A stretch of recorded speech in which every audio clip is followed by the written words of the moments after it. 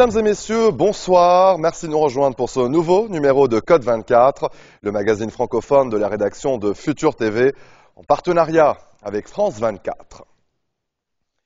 Le Somaliland, territoire autonome de la Corne de l'Afrique, est gravement touché par la sécheresse qui sévit dans la région. Depuis le début de l'année, 80% du bétail a déjà succombé et des millions de personnes sont menacées de famine. La situation est d'autant plus grave que Somaliland, qui a décrété unilatéralement son indépendance de la Somalie en 1991, n'est pas reconnu par la communauté internationale et n'a donc pas accès aux donateurs internationaux comme la Banque mondiale ou le FMI. Nos reporters Julie Dungeloff et Nicolas Germain se sont rendus au Somaliland à la rencontre de ces hommes et ces femmes qui tentent de survivre. Voici le reportage.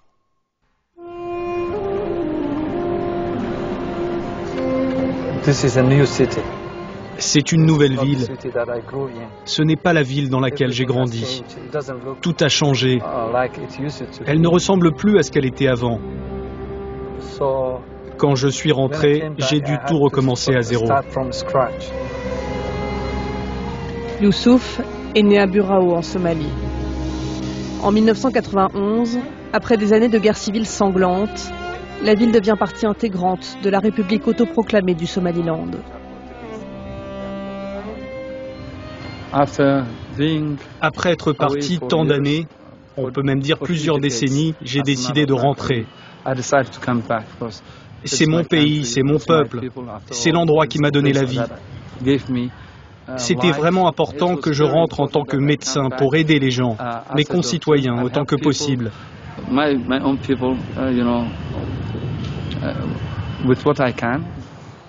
Cela fait 3 ans qu'il est rentré et 3 ans que la sécheresse frappe le Somaliland.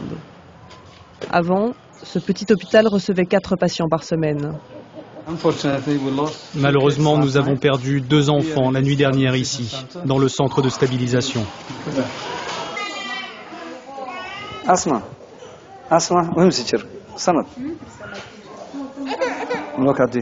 Regardez ses cheveux. C'est ce qui arrive quand les enfants souffrent de malnutrition sévère. Leurs cheveux changent de couleur.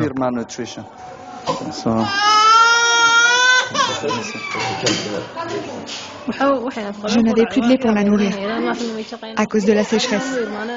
Je ne pouvais lui donner que de l'eau. Bonjour. Lui, il est tellement malnutri, tellement malade. Il tousse, il a une pneumonie. Il a de la diarrhée et il n'est pas bien. Donc on ne sait pas ce qui va arriver. Quel âge a-t-il ? Il a 1 an. Et comme vous pouvez le voir, la mère est malnutrie elle aussi.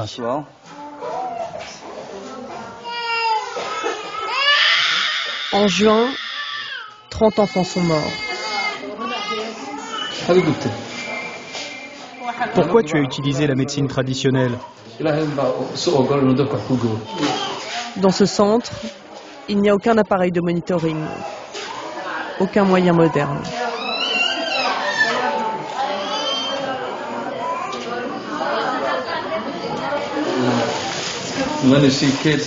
Quand je vois ces enfants, je me sens inutile. Je ne peux rien faire pour les aider. Quand je les vois dans cette situation, en tant qu'être humain, en tant que médecin, en tant que père, cela me met en colère. Cela me met plus qu'en colère.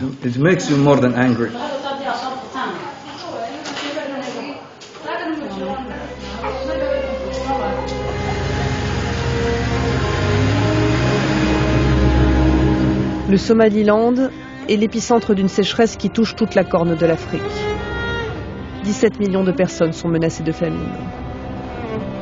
Nous avons parcouru l'est de ce petit territoire, de longues étendues de terre battues par les vents.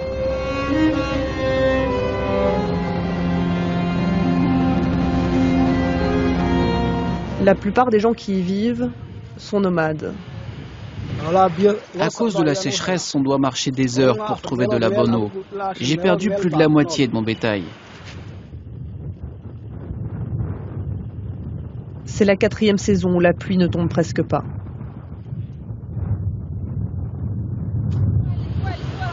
À El Carmo, c'est le jour de passage de la clinique mobile.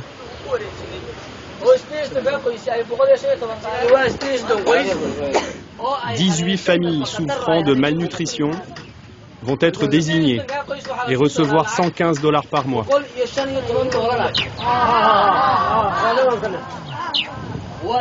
Arrivé en mars, l'ONG Save the Children avait prévu de rester 5 mois. Pour l'instant, la population ne peut se passer de cette présence toutes les 2 semaines.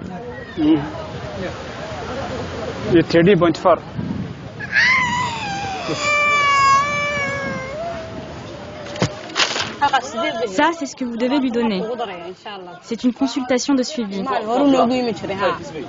J'ai le dossier de votre fils. La dernière fois, il souffrait de sévère malnutrition. Oui, quand je suis venue la dernière fois, mon fils était très malade. Vous lui aviez donné des biscuits pour tenir quelques semaines. Je lui ai donné, mais il a continué à vomir et à avoir de la diarrhée. Et vous l'avez emmené chez le médecin? Oui. Où l'avez-vous emmené? Il est resté 10 jours à l'hôpital de Burao.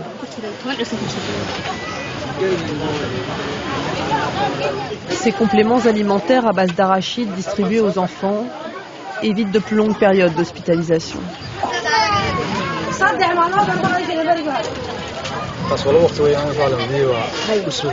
Vous en prenez 2 fois par jour. Celui-ci le soir et celui-là 2 fois le matin. 2 fois? Oui. Degmo a 80 ans. Elle vit en dehors du village.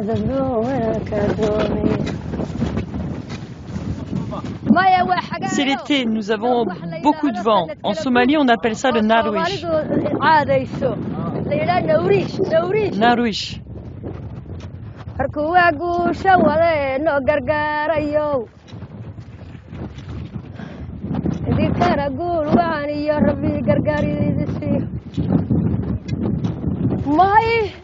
Normalement, ici c'est très beau, très vert. C'est comme cela à cause de la sécheresse. Là-bas, ce sont les carcasses de mes animaux. Il ne reste que quelques carcasses. On a brûlé la majorité. C'est la première fois de ma vie que je vois ça. Tant d'animaux tomber et mourir. En 4 jours, ils sont devenus faibles et ils sont tombés, tombés, tombés. Ma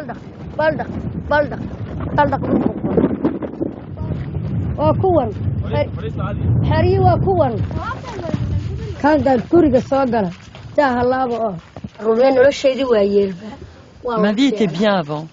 Nous avions beaucoup de bétail. C'est la première fois que je vis quelque chose d'aussi difficile. Nous n'avons pas d'économie. On ne pensait pas que cela arriverait. Un de nos voisins avait 500 chèvres. 500. Seuls 9 ont survécu. J'en avais 185, il m'en reste 8. Les autres paysans comme nous, ils n'ont rien mis de côté non plus. C'est comme cela que vivent les gens à la campagne. On achetait de quoi s'habiller, de l'eau, de la nourriture, mais on ne mettait rien de côté. Il y a encore quelques mois, c'est ici que Degmo venait vendre ses chèvres. Avant la crise, Burao était l'un des plus importants marchés au bétail d'Afrique de l'Est.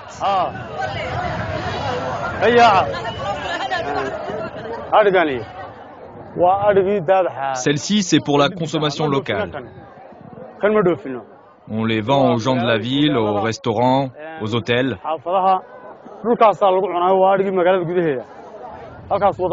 Tout ce terrain que vous voyez était plein de bétail. C'était couvert de bétail. Il y en avait partout.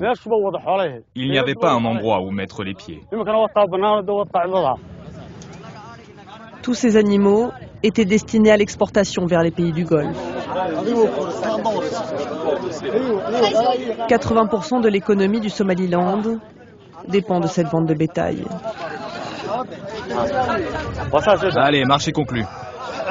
Avant la sécheresse, l'Arabie Saoudite nous achetait beaucoup de nos animaux. Toutes les bêtes qu'on amenait étaient vendues et partaient à l'exportation. Il arrivait fréquemment qu'on écoule 20 à 30 000 têtes de bétail en une seule journée. Aujourd'hui, on écoule 50 à 60 bêtes par jour. Vous voyez la différence. Alors les quelques chèvres présentes sur le marché s'arrachent à prix d'or. 20% d'augmentation ces derniers mois.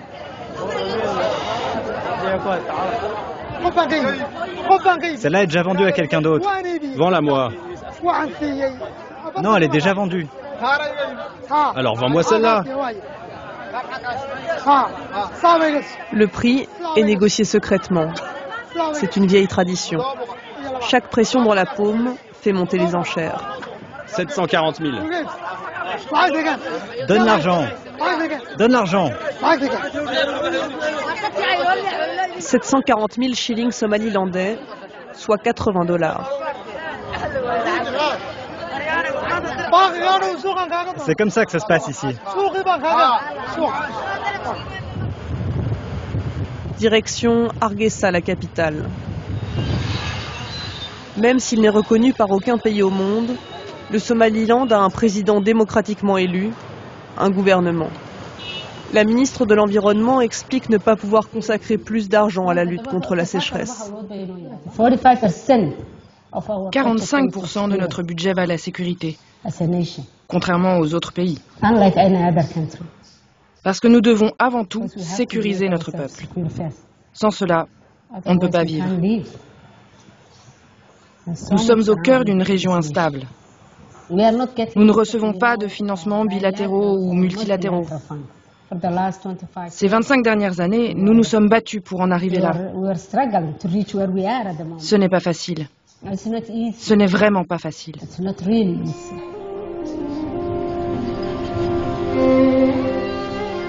Le gouvernement espère une reconnaissance internationale qui lui permettrait de faire face à ces nombreux défis. La sécheresse du siècle a bouleversé sans doute à jamais le mode de vie des Somalilandais. Beaucoup attendent dans ces camps de fortune, dans l'espoir de jours meilleurs.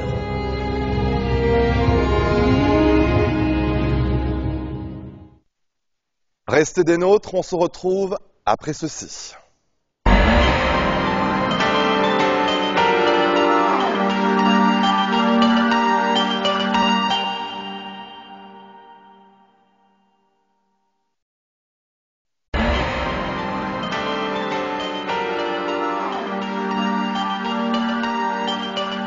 Retour sur le plateau de Code 24. C'est un voyage dans un pays imaginaire, un État encore virtuel que ses fondateurs sont déterminés à rendre bien réel.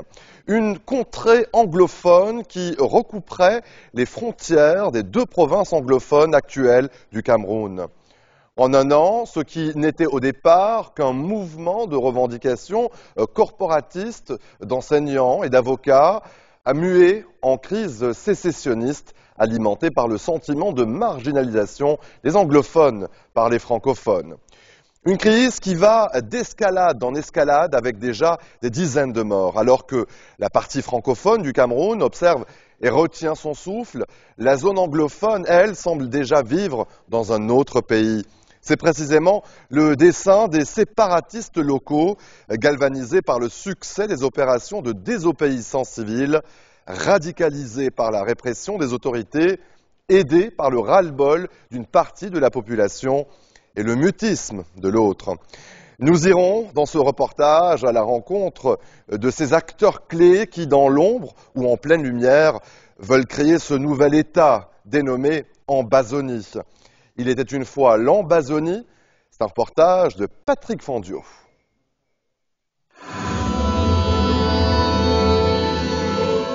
Un regard innocent à travers un seul œil.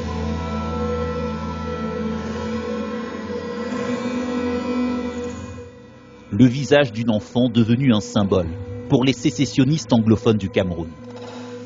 Aline, 14 ans, a reçu une balle dans la maison de son père le 1er octobre dernier, un jour choisi par les séparatistes camerounais pour proclamer leur république, dénommée Ambazonie.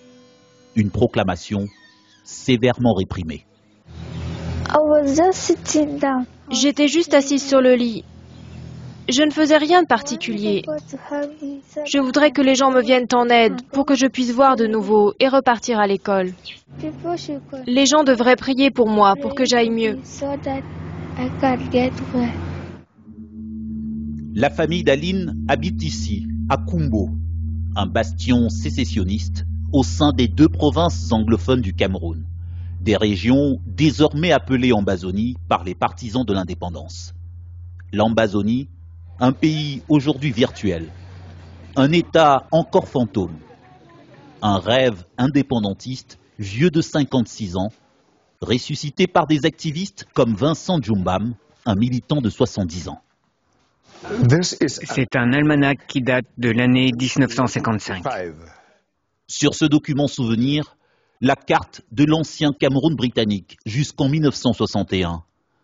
Un territoire que les séparatistes d'aujourd'hui revendiquent comme étant celui de l'Ambazonie, leur pays anglophone, avec leur père fondateur et même déjà un drapeau.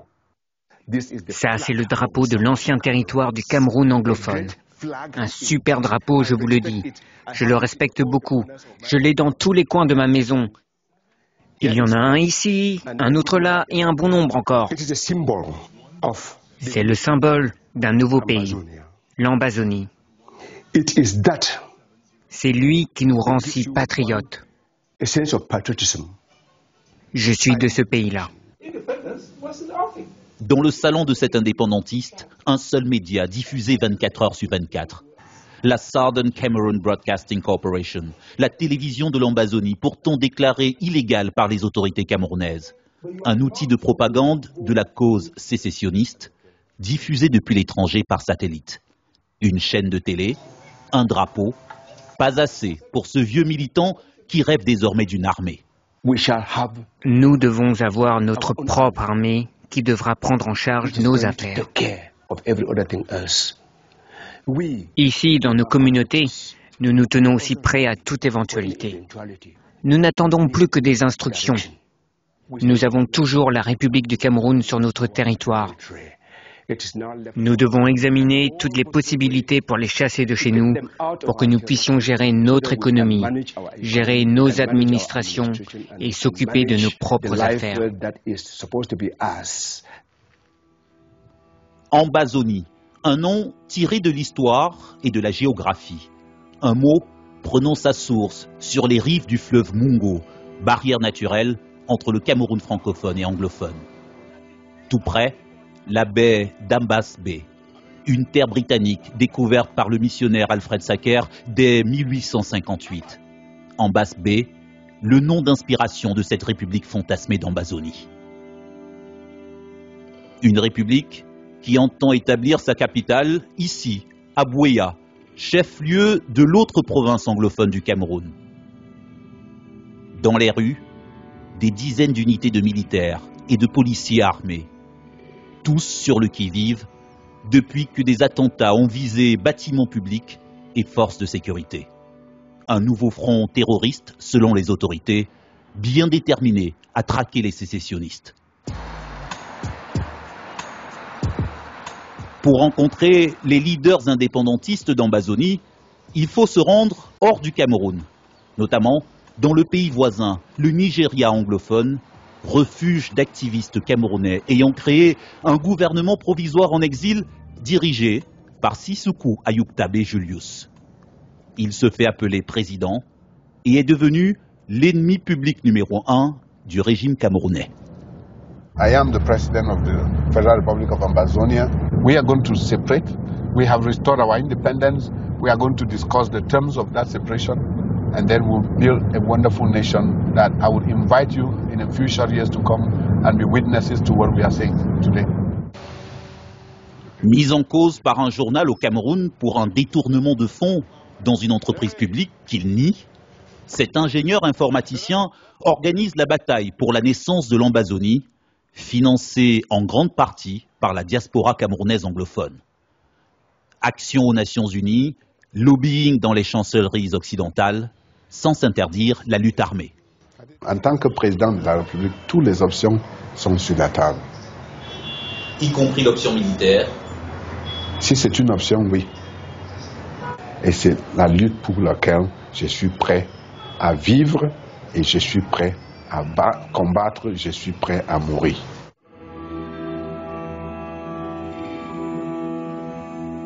Ambazonie, un nom qui symbolise et cristallise désormais la tension dans le Cameroun anglophone. Depuis plusieurs années, la Mauritanie est envahie par le Tifa, une sorte d'épais roseau qui prolifère partout. Les cultures sont détruites, les habitants obligés de partir. Voilà que récemment, un intérêt tout particulier a été trouvé à cette plante. La catastrophe se transforme en petit miracle. Reportage. Ces hommes ont refusé la fatalité. Les pieds dans l'eau, dans des conditions éprouvantes. Ils coupent le Tifa, une plante invasive qui a envahi toute cette région du sud de la Mauritanie. Une fois séché, le Tifa est placé dans une grosse étuve, soigneusement refermée, avant d'être brûlé pour être transformé en charbon. Vous voyez, c'est devenu un petit miracle. Bon, nous ne pouvons rien faire de lui. Bon, ils sont venus avec leur technique là. Bon, ça va mieux pour nous. Ouais, le Tifa carbonisé, ça y est là-bas devant nous. Nous pouvons aller le voir et le faire remplir dans les sacs, quoi. Transformer le Tifa en charbon, l'idée d'un ingénieur mauritanien, soutenu à bout de bras depuis 5 ans par le GRET, une ONG française. En 30 ans, le Tifa a recouvert la région. L'équivalent de 36 000 terrains de football. Et pour accéder au fleuve Sénégal aujourd'hui, il faut savoir se frayer un chemin. Vous voyez comment il est difficile. Chaque année, il coupe, il nettoie, mais le Tifa repousse inexorablement. Zeyn El Abidine en sait quelque chose. Voilà. Il est le conservateur du parc de Diaoling en Mauritanie. Maintenant, regarde ce que vous voyez. Il n'y a rien que le Tifa. Il a bouleversé le système naturel. Et rien qui pousse. Voilà la cause de la catastrophe. Le barrage de Diama, situé près de l'embouchure du fleuve Sénégal. Il a bloqué la remontée de l'eau de mer et permis le développement du Tifa, qui prolifère en eau douce. Donc elle a trouvé le milieu propice et il commence de se développer. Et il se développe sur les dos des autres espèces. Le Tifa a tout tué, à commencer par les poissons, de plus en plus rares. Ces pêcheurs n'ont plus grand-chose à se mettre sous la dent. Aujourd'hui, la pêche ne nous permet plus de vivre. On ne peut plus pêcher ici que 3 ou 4 fois par an. Avant, il n'y avait pas de problème et beaucoup de monde était là. Depuis qu'il y a le barrage, tout le monde a fui. Il n'y a plus personne. Une région sinistrée et des villages entiers contraints de déménager, chassés par le Tifa. C'est le cas de Tarchef, auparavant collé au fleuve Sénégal. Un constat désastreux, jusqu'à cette idée lumineuse. On retrouve les équipes du GRET. Une fois carbonisé, le Tifa est amené dans une de ces briqueteries artisanales, gérées par les femmes. Il en existe 7 aujourd'hui dans autant de villages. Mélangé à de l'argile, le Tifa devient finalement charbon, après être passé par cette machine. Un charbon qui fait le bonheur de tous. C'est un charbon qui n'a pas d'odeur, qui n'a pas de fumée et qui est moins cher que le charbon de bois. Donc là, on a tous les ingrédients pour qu'on puisse satisfaire les besoins des ménages en charbon Tifa et conserver le peu de forêt qui existe. Et ça vous rapporte de l'argent? Oui. Beaucoup? Beaucoup d'argent. Le Tifa peut-il remplacer le bois? Dans un pays où 90% des ménages utilisent encore du charbon pour faire la cuisine. Ces femmes du village l'ont déjà adopté. Avant, on allait chercher du bois dans la brousse. C'était difficile. On n'y va plus maintenant. On l'achète ici et c'est vraiment beaucoup mieux. Soutenu par le GRET depuis son invention, le charbon de Tifa a maintenant besoin d'investisseurs privés pour prendre le relais et transformer une catastrophe en espoir. Restez des nôtres, on se retrouve après cette très courte pause. À tout de suite.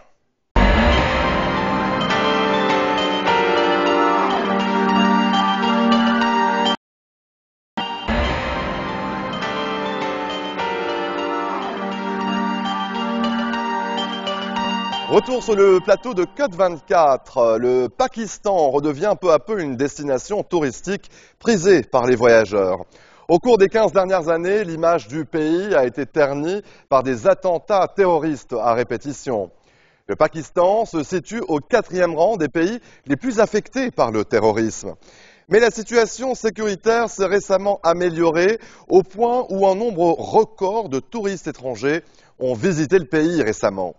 Reportage de nos correspondants Jasmin Lavoie, Shaza Walla et Taha Sediki. Au pied des montagnes de l'Himalaya, une image peu commune au Pakistan, des touristes en visite. Pakistanais pour la plupart, encore très peu d'étrangers osent s'aventurer dans ce pays, plus connu pour ses attentats terroristes que ses sites touristiques. Mais un visage détonne au sein du groupe. S'il vous plaît, vous pouvez me prendre en photo? Oui, bien sûr. Lisa est venue de Finlande et visite le nord du Pakistan pour la première fois.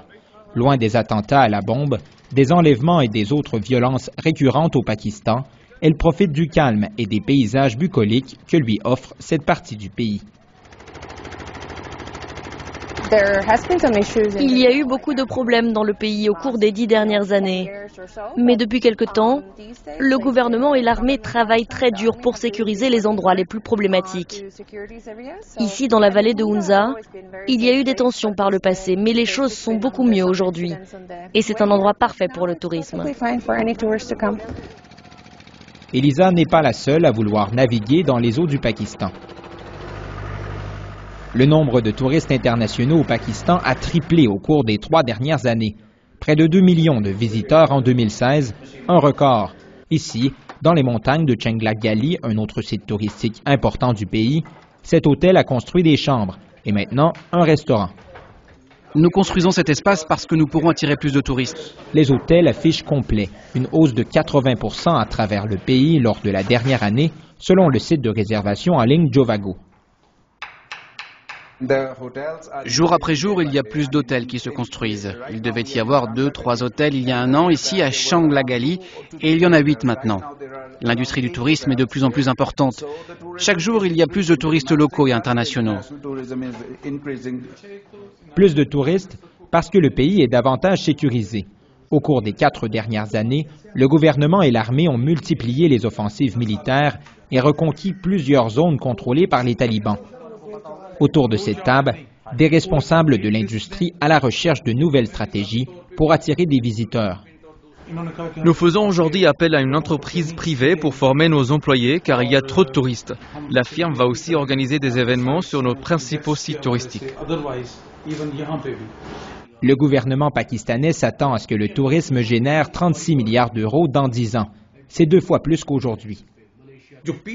Notre gouvernement a instauré la paix dans le nord du pays et c'est plus facile aujourd'hui qu'avant d'obtenir un visa de tourisme pour le Pakistan.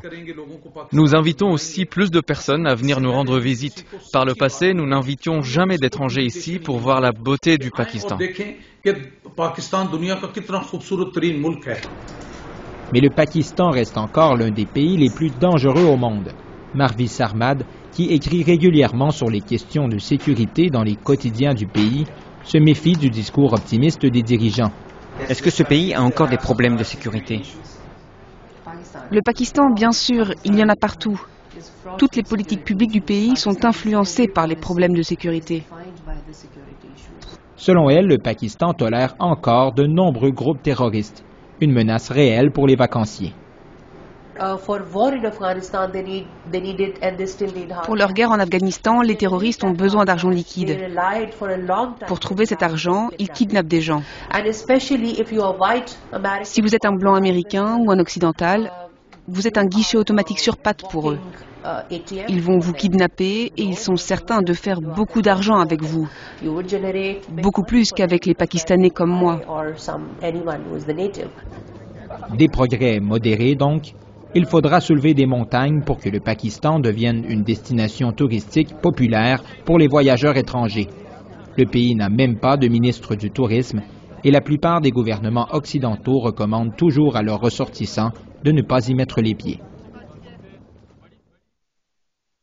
C'était fin 2017, des femmes célèbres et anonymes témoignaient de leur agression ou harcèlement sexuel sur les réseaux sociaux.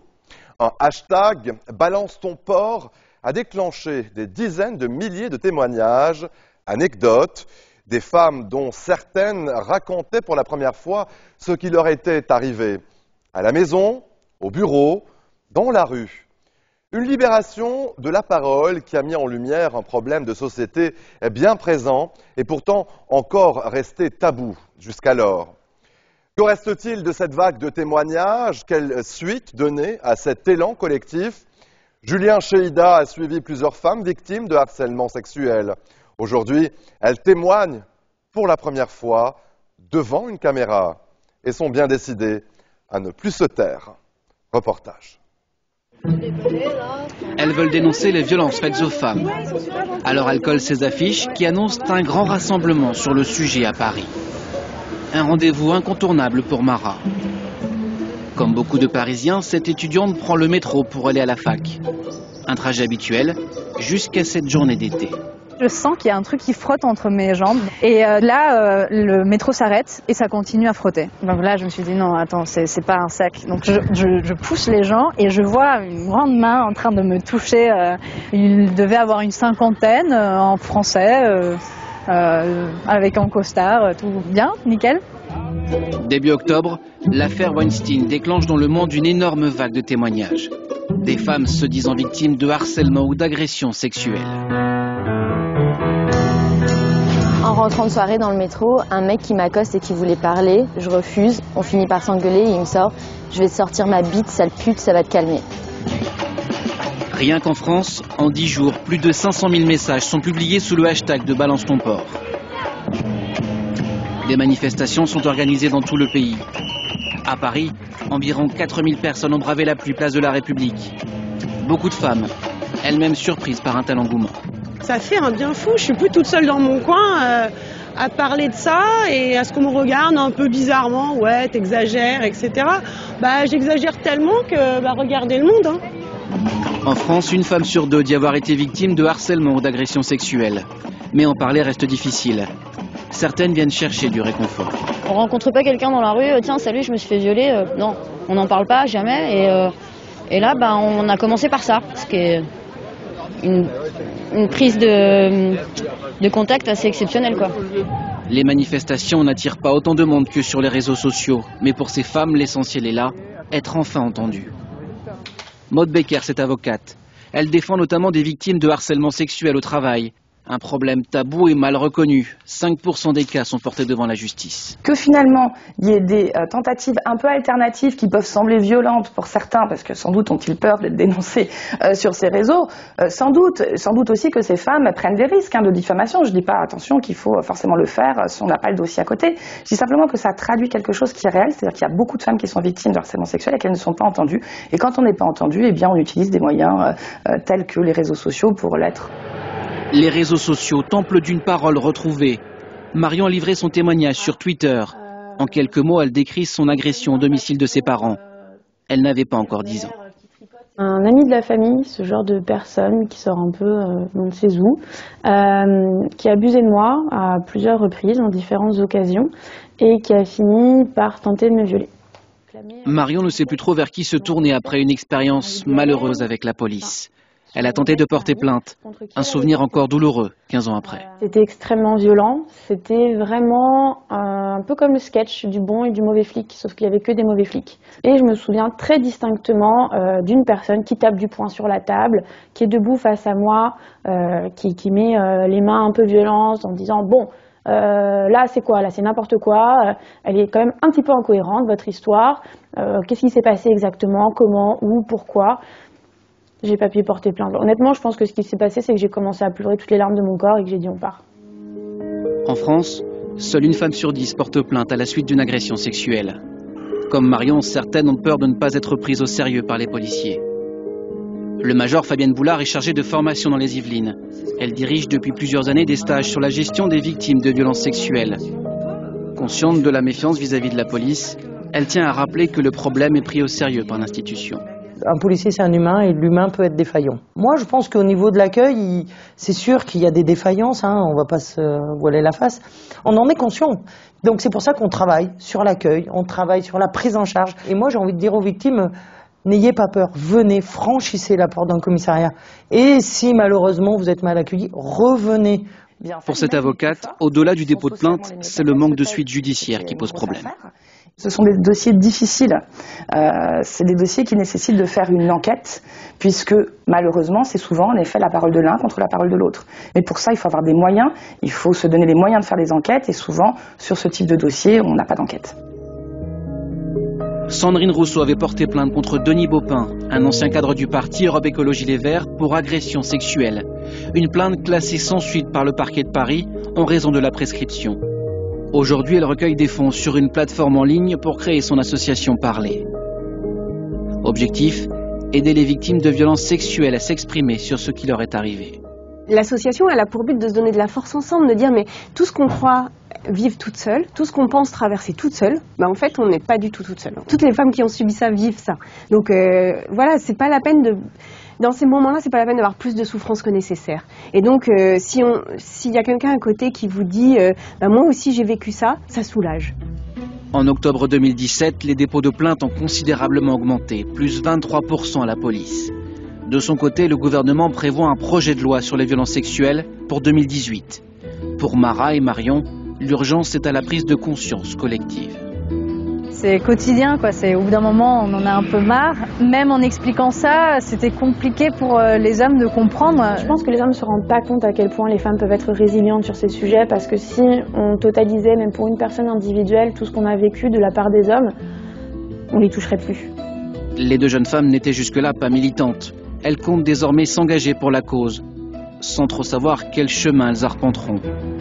Mais plus question pour elles de reculer. Restez des nôtres, on se retrouve après ceci.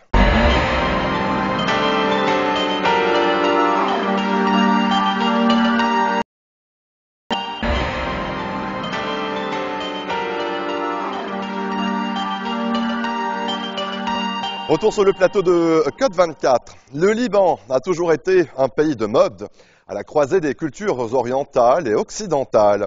Privé pendant 10 ans de sa Fashion Week, Beyrouth renoue avec cette tradition, faisant fi des tensions.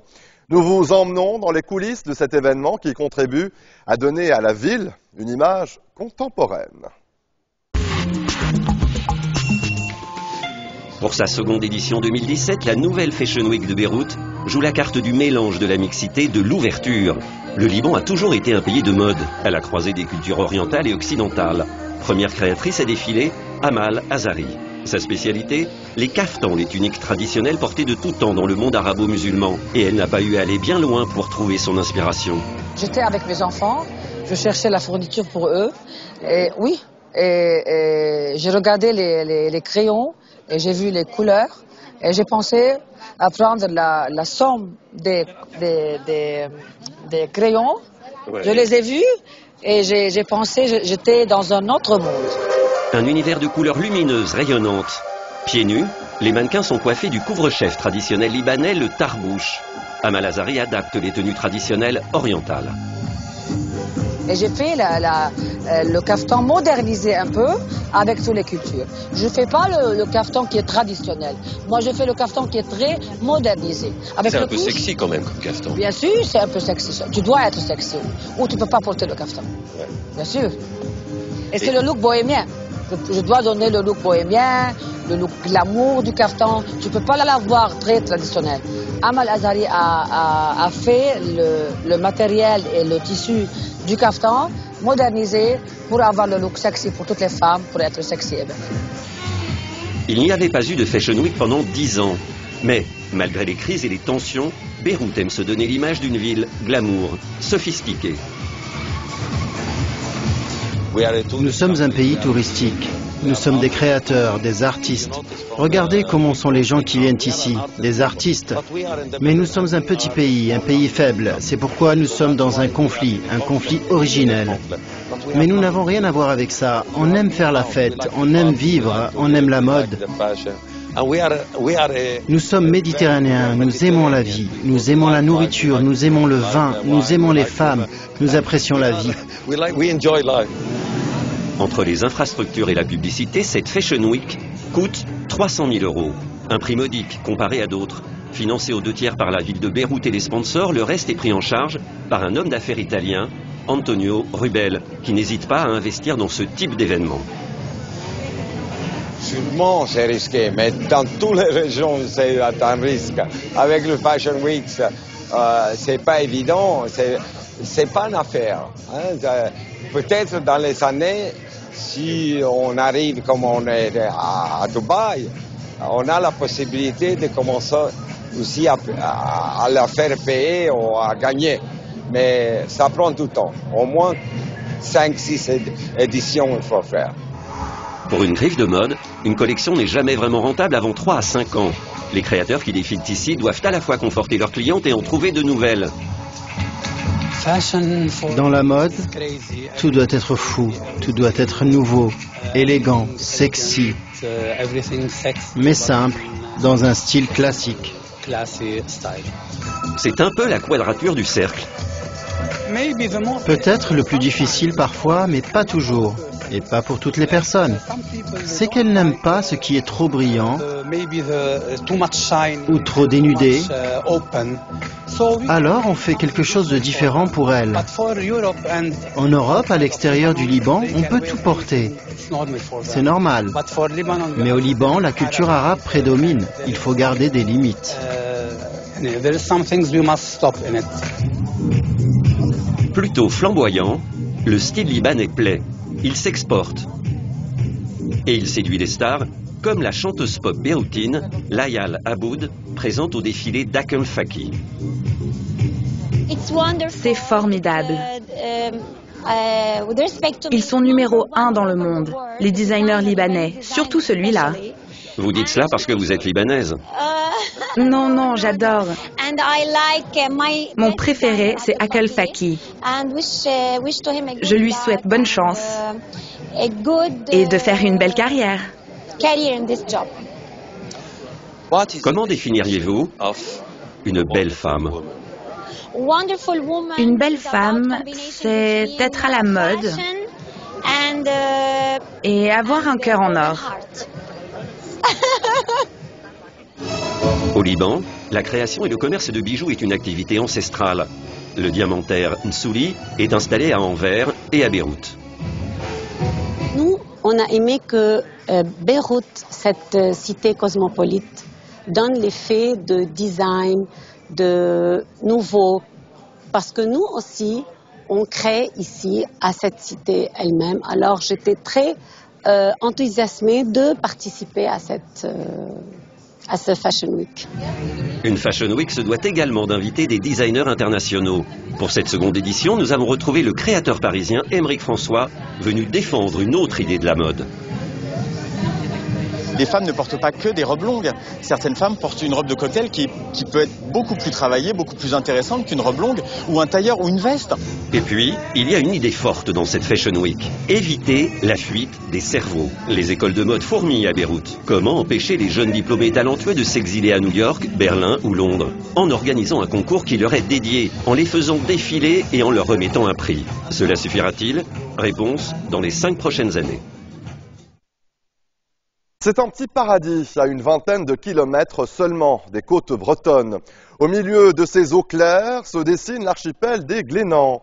Saint-Nicolas, Panfray, le Loch sont les îles les plus grandes de ce chapelet qui en compte 10.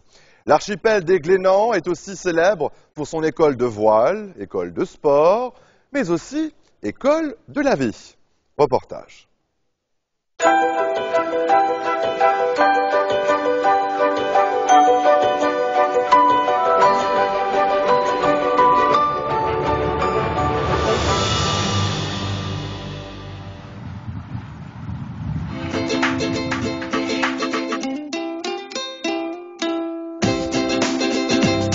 C'est un petit paradis à une vingtaine de kilomètres seulement des côtes bretonnes.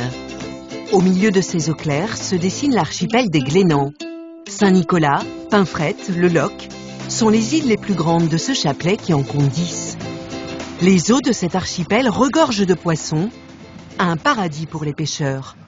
Ce matin, Yves initie son fils Arthur à la chasse sous-marine. Sous le gros caillou avec la grotte, là, tu rentres dans le trou, là tu devrais voir normalement du poisson. Les araignées sont plus de l'autre côté sur le tourment. Là. Sous ce caillou, il y a des parties qui sont creuses avec des grottes assez profondes. Donc le poisson à basse mer vient se réfugier dedans. Il y a un petit peu de tout, il y a du crabe, il y a de la vieille, il y a parfois du bar et de la dorade, donc c'est intéressant. Puis les fonds sont surtout magnifiques, donc voilà. En apnée, dans une eau à 13 degrés, la chasse commence. Au milieu des poissons, ce jour-là, des araignées.